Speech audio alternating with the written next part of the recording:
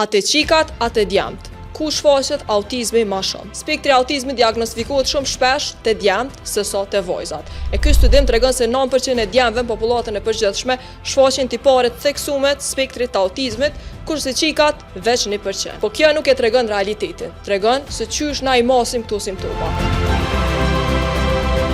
Vajzat edhe gratë shumë shpesh mbeten pa u diagnostifikohen gabimisht ose shumë vonë. E pse ndodh kjo? Vajzat janë shumë të mira në kamuflim social ose fshehje të simptomave që e bën të vështirë për profesionist me e dallu autizmin. Simptomat e vajzave janë të brendshme si izolim, dëshmëri emocionale apo interesa shumë specifike që nuk marrin vëmendje si simptomat e jashtme.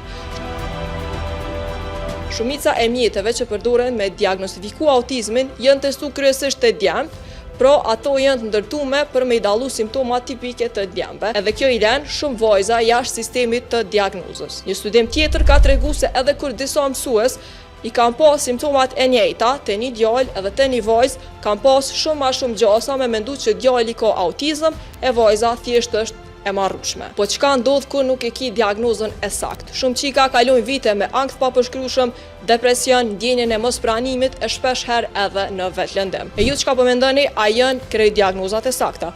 Kallëzoni në komente edhe për më shumë video si kjo, bëjani subscribe bëbanit në YouTube edhe në krejt platformat e tjera.